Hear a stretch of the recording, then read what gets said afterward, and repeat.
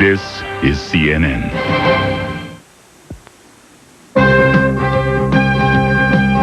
CNN Sports Tonight is the latest on civic unrest in Los Angeles and its far-reaching effects. The games are put on hold in this riot-torn city. They did play on in New Jersey, where the Cavs attempt to cut down the nets again. And it's all or nothing at all for the Wings and Stars in Game 7. He is expressly yours. Nolan Ryan resumes his craft, while Sid Fernandez is next to make a strong pitch for the Mets. And a Kentucky Derby favorite, perhaps stepping into history at Churchill Downs. Hi, everyone, and welcome to the show. I'm Fred Hickman. And I'm Vince Cellini. And Fred, night after night, we come out here and talk about fun and the games, but every now and then we get that jolt of reality, and this was one of those times. It certainly is one of those times, Vince. Many of us awakened, of course, this morning having flashbacks to the 1960s. Los Angeles was burning. The disharmony between the people of South Central L.A. and the authorities in that city saw people pouring into the streets. The anger had become a tangible and a dangerous thing. The City of Angels had turned into Dante's Inferno. Two of the casualties of this strife, and very minor ones in the greater scheme of things, were the playoff basketball game between the Clippers and the Jazz and the Phillies-Dodgers baseball game. We have this report from CNN's Michael Kalman. The devastating destruction that has in many ways brought Los Angeles to a standstill has also put a busy professional sports schedule on hold. In the heart of ravaged South Central L.A., the sports arena in the upper right corner was to be the site of the Clippers-Jazz playoff game Thursday. It's been postponed until Saturday. We were concerned that right in the middle of the hot spot in South Central Los Angeles, the Clippers should not hold that game tonight. There was really no decision to be made. The mayor's office, which we were in touch with on a constant basis, indicated that there was a curfew that was going to be imposed, and we said we understand. We postponed the game. At Dodger Stadium, a baseball series with the Phillies is also on standby, and horse racing at Hollywood Park has been halted until at least this weekend. With smoke billowing in the distance from one of LA's many problem areas, plans are still underway here at the Great Western Forum in Inglewood to host Friday night's game between the Lakers and Portland Trail Blazers. A final decision on whether or not that game will be played will be made on Friday, but on Thursday, both teams arrive here at the Forum to practice, with more than basketball on their minds. In the Laker locker room, game tapes have been replaced with live coverage of the riots, painful images to one Laker who grew up in Inglewood. I just heard the verdict, not guilty, and, I was listening to the radio show on the way up to the farm, and they had like some call in, and everyone seemed to be real upset and angry about the decision, and I just knew. I came out, I told, I think Garrett's mother, there's going to be some stuff going on tonight. For the Portland Trail Blazers and Utah Jazz, who came to Los Angeles to play basketball, the tragic events that have unfolded have had a profound effect. There are a lot of people right now losing their lives, getting beat up. A lot of places being, destroyed by fire. And, sporting events right now kind of pales in comparison. We are in the city, and when you turn on the TV, you wonder how close it is to you. We're really much amazed at how, so many fires have been set and eluding. I mean, it's sort of like a situation you see in the Philippines or some other places, other countries besides the United States. Trailblazer coach Rick Adelman is a Southern California native with vivid memories of another riot 27 years ago in Watts. This thing watching last night, it just brought back bad memories. I remember how it affected so many people's lives and how tough it was to rebuild from that. Both Adelman and Jazz coach Jerry Sloan have advised their teams to stay close to their hotels for safety's sake, and so they can, as much as possible, focus on the reason they're here, to play basketball.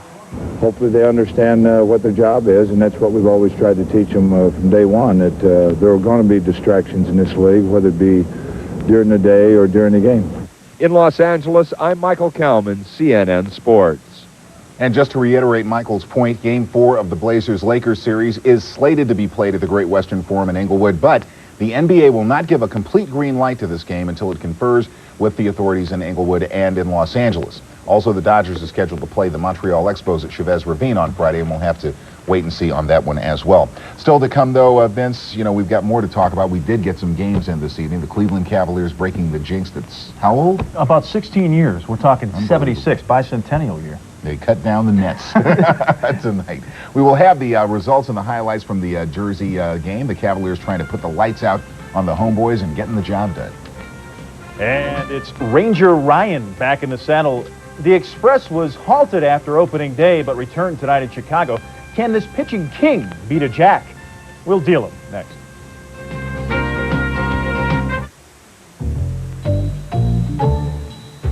Shirts. Beware the man who says, "I'll give you the shirt off my back." Chances are it's not a docker's shirt, and therefore of no great loss to him, nor of any particular gain to you. Nobody does shirts like dockers.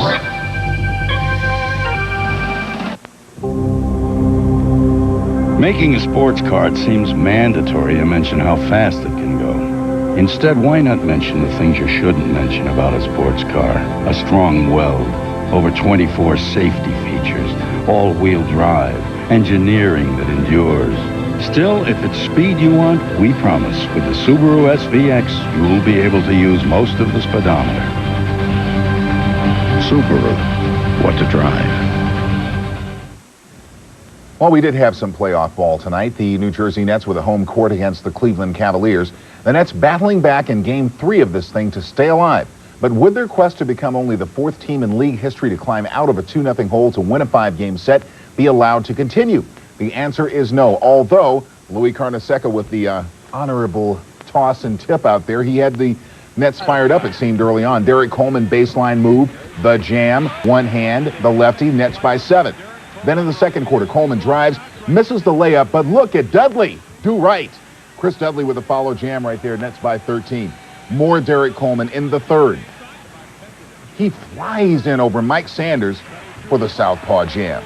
Big deal? No, because he's left-handed naturally, but it looks good anyway. Nets by 9. Things are going New Jersey's way all the way. Chris Dudley nailed, I said nailed, 3 of 4 free throws, and that's worth a standing O. Hot Rod Williams here for the Cavs, though. Tough bank shot right there. The Cavs take their first lead of the game, and they had to wait until the fourth quarter to do it. Larry Nance heating up.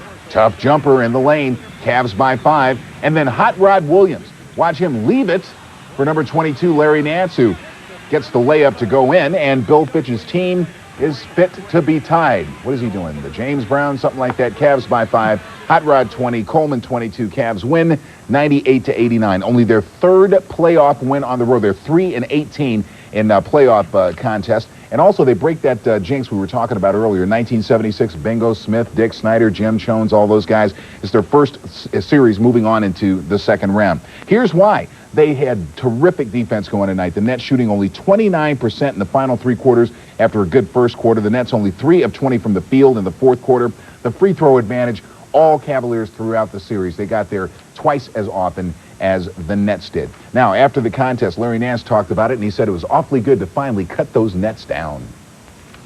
Yeah, they're a very good team, and they really came out very aggressive. And, we felt we kept our paws, we can get back in the game, and which we did. It took a little longer than we expected, but we did get back in and win it.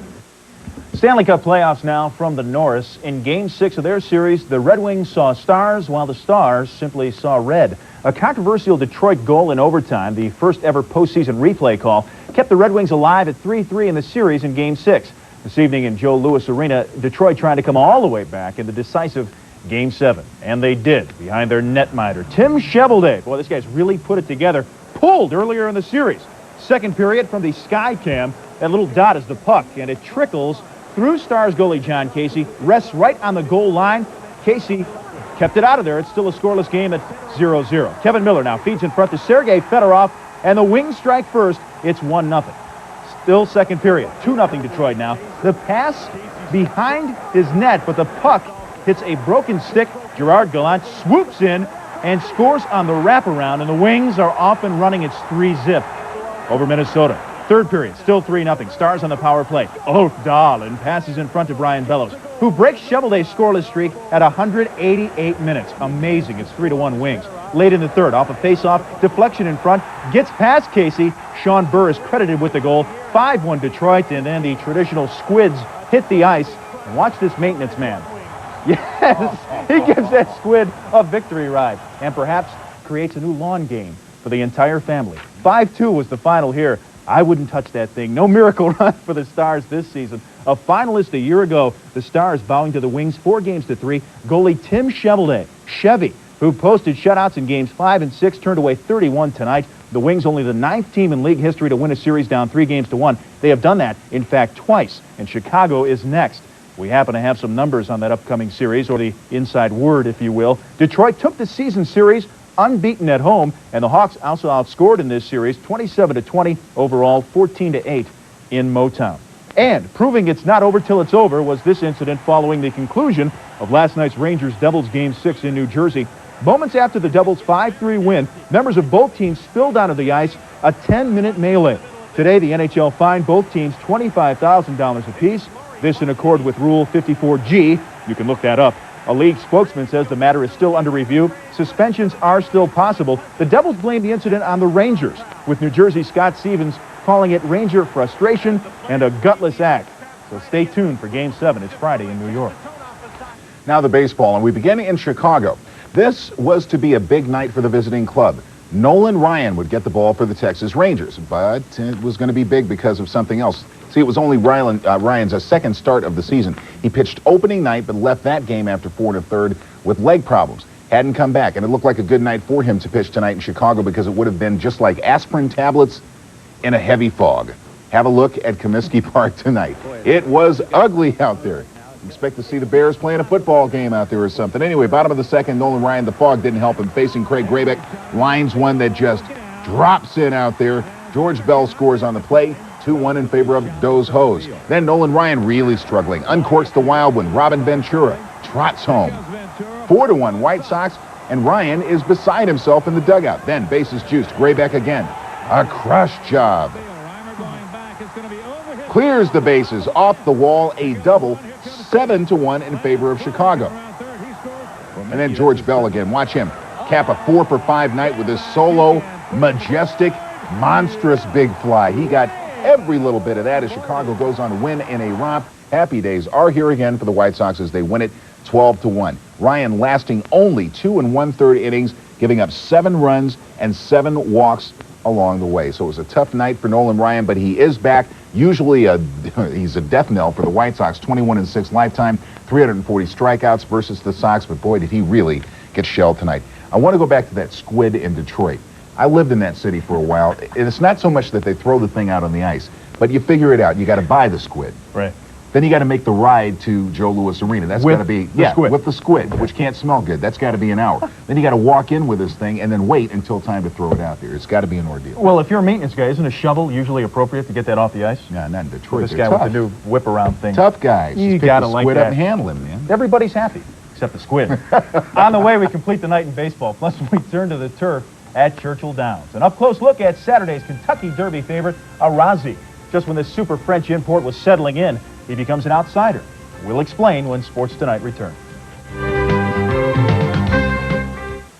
This portion of Sports Tonight brought to you by Levi's Dockers. Nobody does colors like Dockers.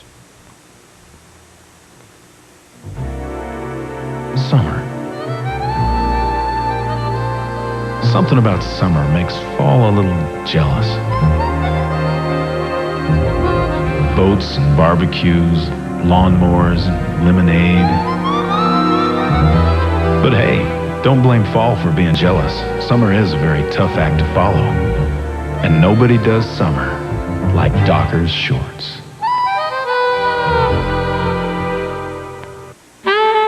You want to lease a Mercedes, but you don't want a long commitment. You could get a shorter term, but the payments might be too high.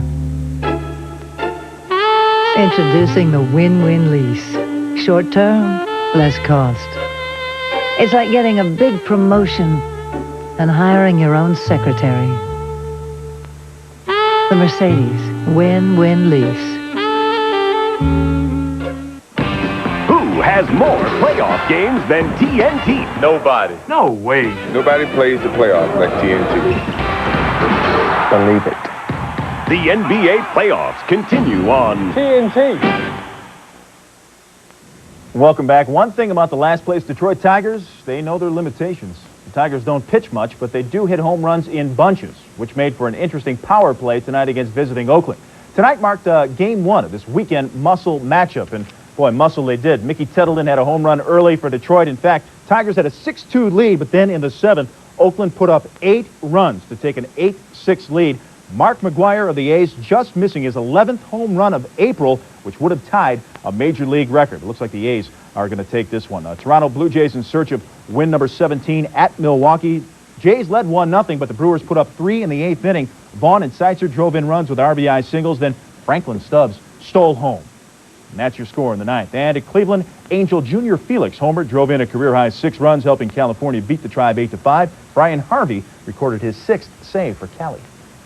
Now over to the National League, and things did not look so hot for the Houston Astros coming into tonight's ball game in New York. For one thing, the Mets have been putting up some great starts. Cone, a 2-hitter in the series opener. Brett Saberhagen came back with a 3-hitter last night, his first National League win. Both were shutouts. And you couple that up with the fact that the Astros had not scored a single run in 24 consecutive innings, losing 4 straight along the way. Well, suffice it to say the Astros needed to find the juice tonight. What they did find was not baseball bats, but firewood. Wouldn't need those things because El Sid, was out on the hill, and he was smoking them early. Steve Finley, gone. Pete Incaviglia, see ya. Chris Jones, take care. 12 strikeouts. Over 7 2/3 innings is what it was. I got that squid caught in my throat. Bottom 3, scoreless. 2 men on for Dave Maganin. He delivers. A single to center field that will score Todd Hundley and Dick Schofield. 2-0 in favor of the Metropolitans. Then in the top of the 8th inning, Rafael Ramirez steps up and belts Sid out of the yard. His first home run since June 28th of last year.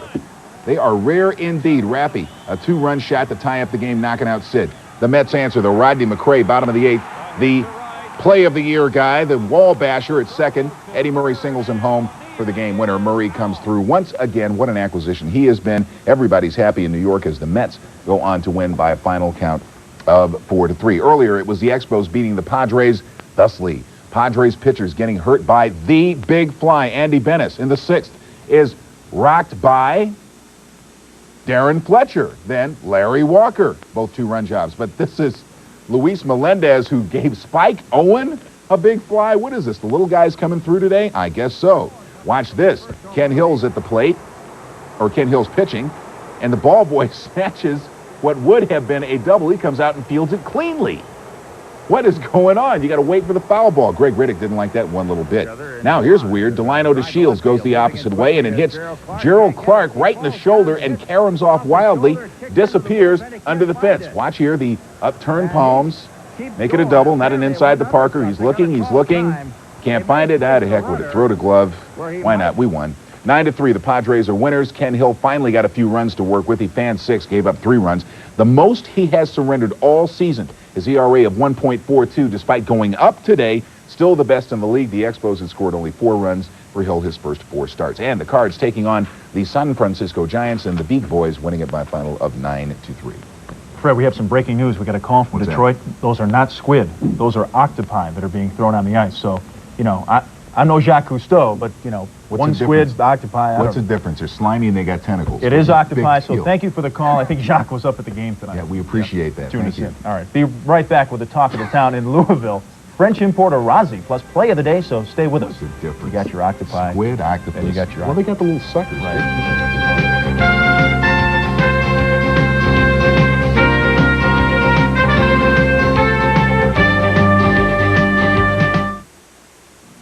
It's so big, it happens only once a year. America's largest yard sale at Sears. And every Craftsman mower and tractor is on sale. All tractors save $100 to $300. All mowers save from $10 to $100. Like this Craftsman 3.5 horsepower mower, only $169.99. The savings are spectacular. This week only, during America's largest yard sale at Sears.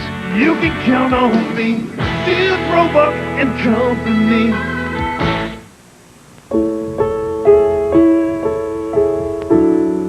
All of these children have one thing in common. All of them were unplanned pregnancies. Pregnancies that could have ended in abortion. But their parents toughed it out, listened to their hearts, and discovered along the way that sometimes the best things in life aren't planned. Life. What a beautiful choice. The sporting life, there's nothing quite like it. I'm Jim Huber. Join me monthly for a look at some of those whose stories may not make the headlines, but whose dedication to the pursuit of excellence makes all the difference in the world. The Sporting Life begins Saturday morning on CNN. Now that we've got the Jacques Cousteau segment straightened out, you'll be wanting to hear about the Run for the Roses coming up this weekend. Well, the post positions have been drawn, and the favorite couldn't be much closer to the rail. A little bit, maybe.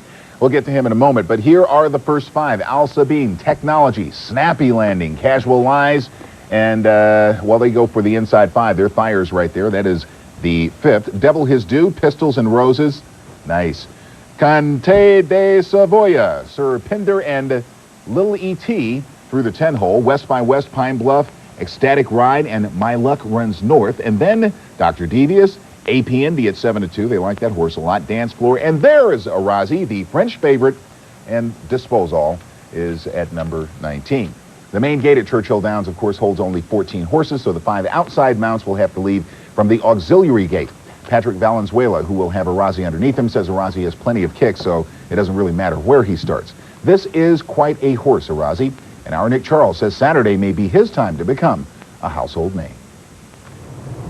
In sports, as in life, any great achievement begins with great expectations.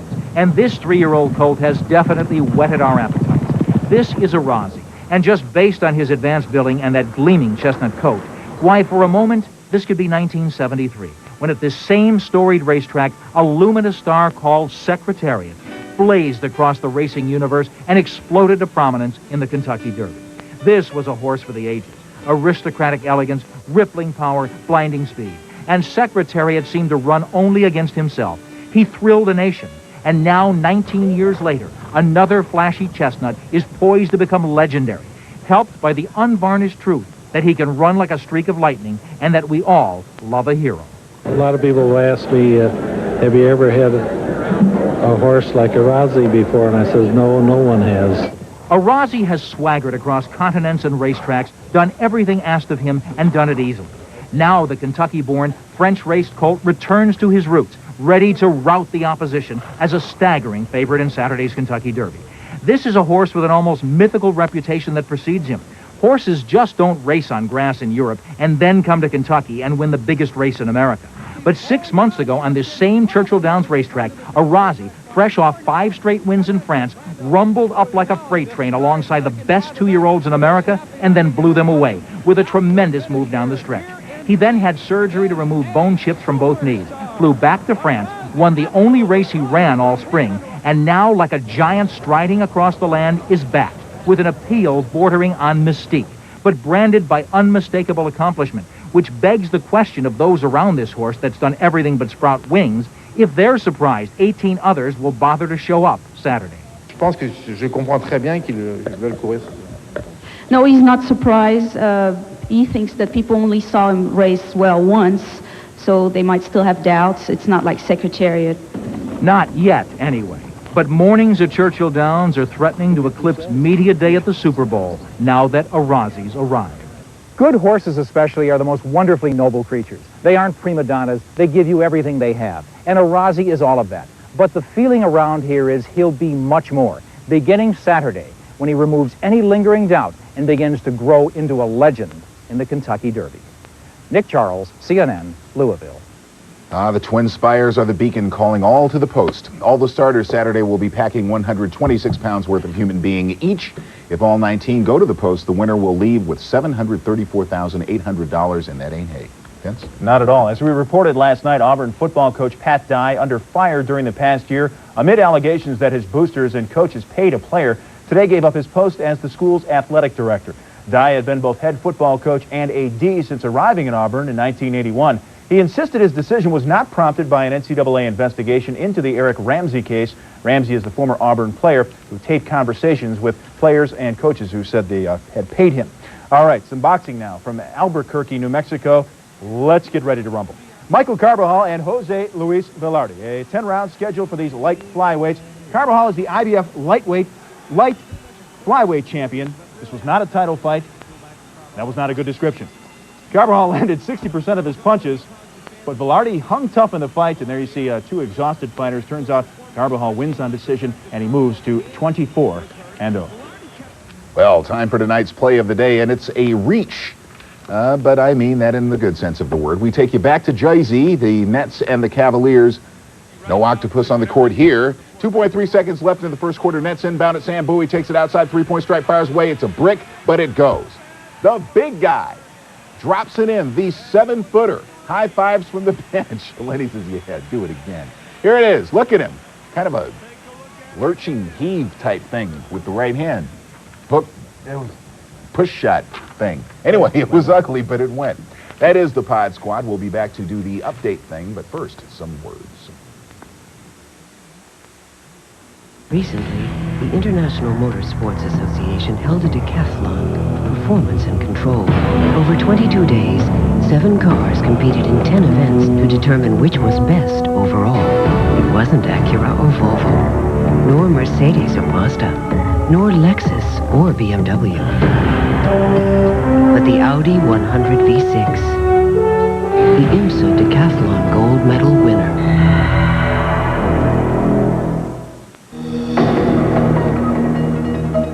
85 copies a minute, 5,000 copies an hour.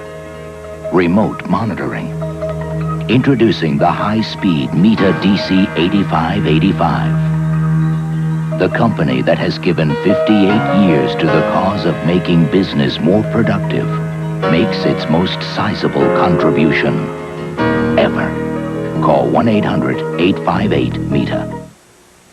Before we hit the update, our America's Cup report. America Cubed is prepared now to wrap up the Defender Finals as they won over Stars and Stripes on Thursday. The Cubed is up 6-4 in that best-of-13 series. Also, Italy scored a win over New Zealand in the Challenger Series, becoming the first American, or European team, rather, to reach the America's Cup final since 1964. And did we mention the NBA playoffs? Not yet. I think we did now. Seattle wants to finish this first-round series against Golden State tonight at home. They do not want to go back to Oakland for a fifth game. Right now, 44-41 in the second quarter as Golden State is trailing in this series 2-1. NHL playoff activity. Vancouver rallied down 3-1 to tie their Smythe semifinal with Winnipeg. This is Game 7, all or nothing at all, 1-0. Vancouver is leading on a first-period goal by Tom Fergus. Major League Baseball in progress, about to wrap up. Oakland was at Detroit. The A's scoring 8 runs in the 7th inning to take a 10-6 lead and trying to hang on there. Also, Toronto and Milwaukee 3-1 now. Brewers out in front of the Jays as the Brewers scored 3 times in the 8th. And we've got some golf underway too, Vince. The fellows are playing the Houston Open, and of all places, Houston. Mike Hobart and Ronnie Black are tied for the lead after 18 holes. Keith Clearwater is close behind. The women have played through the first round of the Centel Classic with Colleen Walker having the hammer in that one. Michelle Estill is 2 shots back, but 1 ahead of Alice Rietzman.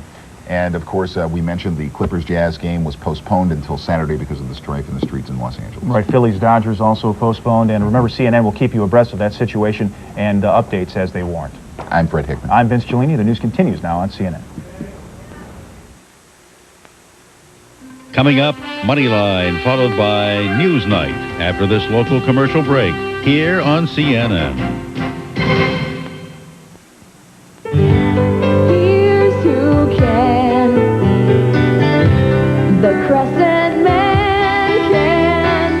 At Crescent, our people make the difference. Friendly professionals ready to help you find the right car, truck, or van at the right price and provide reliable, convenient service after the sale. Crescent Chevrolet Geo, downtown for 60 years. Friendly Crescent Chevrolet.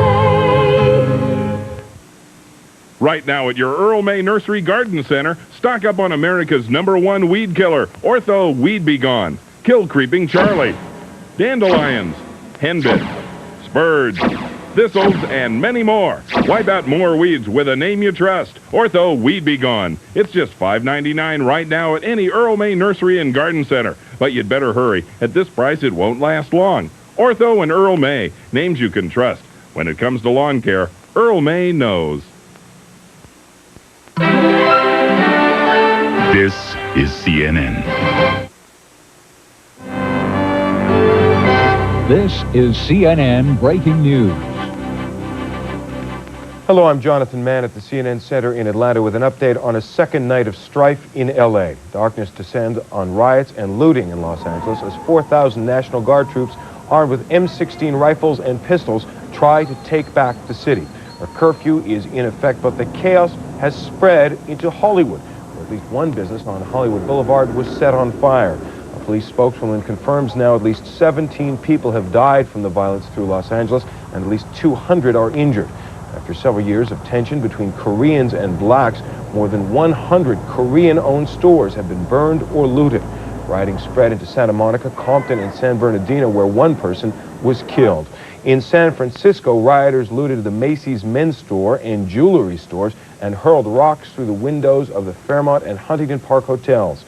Earlier, more than 300 people were arrested after protesters shut down the bridge between San Francisco and Oakland.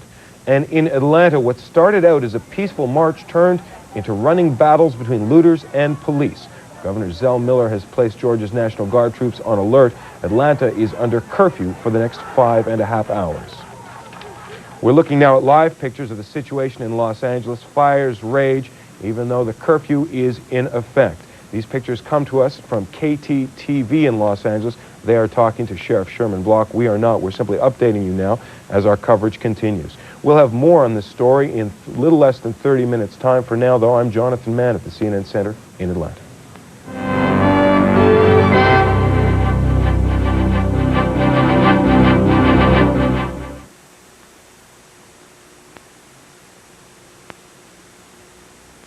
From the world's financial capital, New York City, this is Moneyline with Lou Dobbs.